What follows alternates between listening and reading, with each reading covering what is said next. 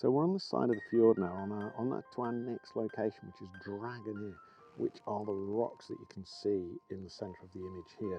We've got the grassy houses as well in the foreground, which I'm going to get some images here of the roofs, the grassy roofs, and Drangarnir in the background. And then what we're going to be doing is we're going to be walking from the far side along that coastline there, so we can get some really close-up images. So it's absolutely stunning. Let me just zoom in a little bit there for you guys.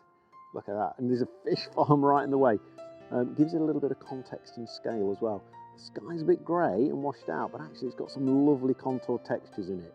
I'll share the images I capture here first, and then stick around and we'll share. I'll get some footage as we go through and across the coastline and to Drangarnir itself, so we can get some really close-up images.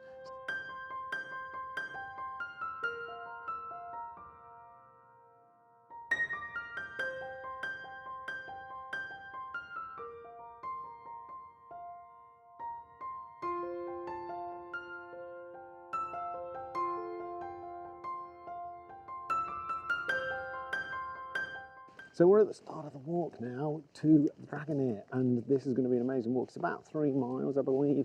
It's probably going to take quite a while, a number of pictures.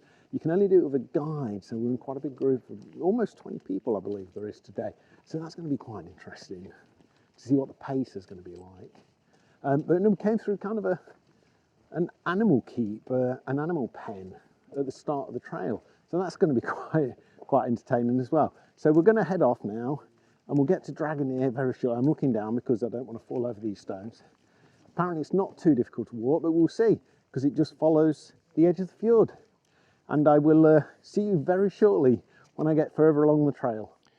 Okay, we're about halfway along the trail now, I would guess. You can see the fish farm there.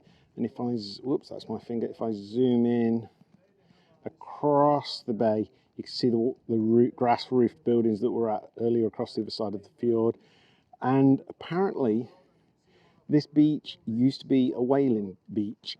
Opinions on that? I know I have very strong opinions. So anyway, we're about halfway along the trail. Let's crack on. So we've just had our first view over the ridge of Drangarnir. Look at that cloud on the island in the background. Just look at that arch, absolutely fantastic. And the trail goes around this line on the side of the hill. You can see just how steep this is. You won't want to fall off this trail, I can tell you. But let's get there. We're getting so close now. We've caught some images on the way, so let's get to the main attraction.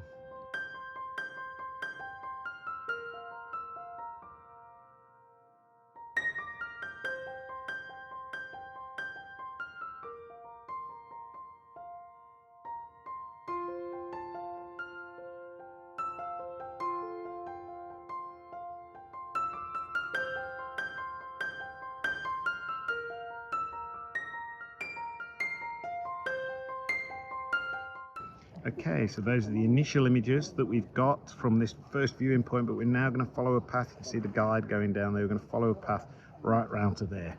So I'm at one of the viewing points now. It's kind of a viewing point. I don't know whether I've actually seen this image before, but you can see in the distance we've got Drangarnir. But what we've got in the foreground just here is a small circular old hut. Absolutely brilliant. We've still got that fantastic layering in the clouds.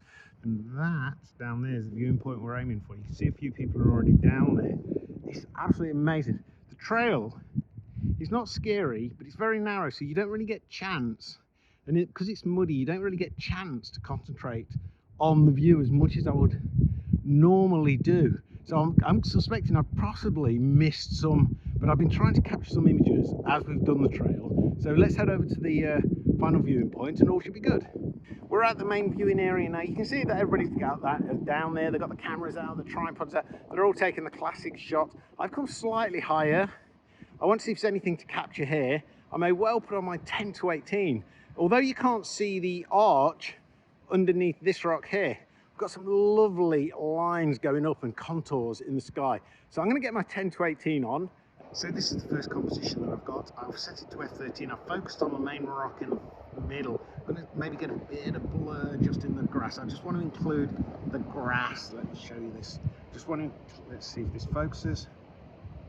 Just want to include the grass down here. But what we've got is some lovely cloud over in that mountain over there. We've got the parallel lines and the diagonals as well, and then framed on the left by this. So I'll capture a number of images here, and let's take a look at them.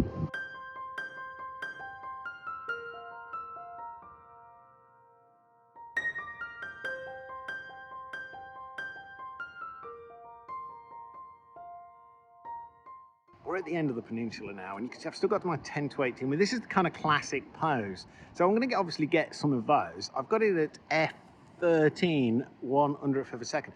But in this top left, it's just a really bright bit of sky. We've got some lovely contours elsewhere, but that bit there is really bugging me. So I'm going to have to underexpose just to capture that. So we'll capture that. Be a little bit patient, because I think that the clouds are rolling over, but also there's some bird life flying around. So what I'm going to do is capture that as well and try and get some in the images.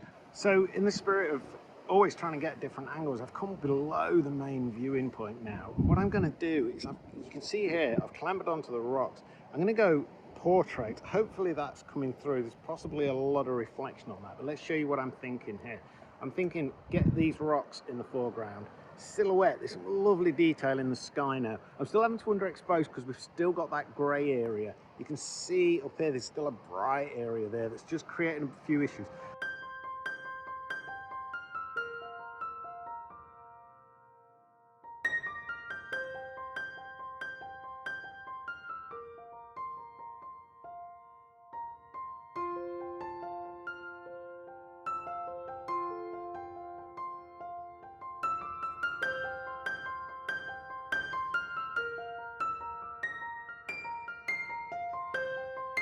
And now we're going to go for that path up there, over there.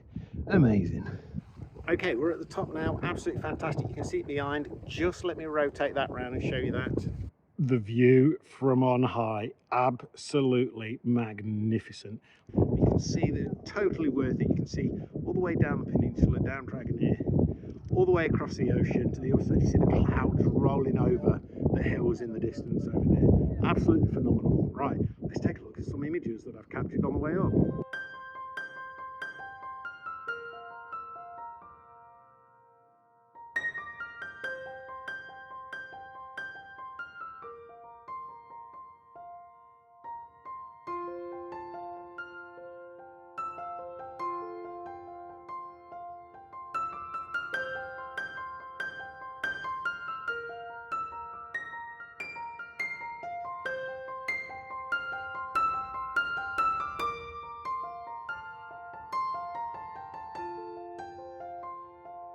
Right, we're back now at the end of the walk. Just a quick update, that is a harder walk than anticipated. If you are thinking of doing it, just check out the terrain. There's a lot of soggy, a lot of landslip on the trail. There's a lot of steep bits towards the end, but there's also a lot of rocky bits that you have to kind of scramble up and down. So if you are thinking of doing it, enjoy, but just be conscious of what it's like. We're now back at the harbour at the end of the walk. In the town, I'll put the town name below. I hope you really enjoyed that. I think I've done 23,000 steps on this walk today, so that'll give you an idea of how far it is, and it's pretty hard going as well. I shall see you in the next video. Please remember to like and subscribe, that will be massive.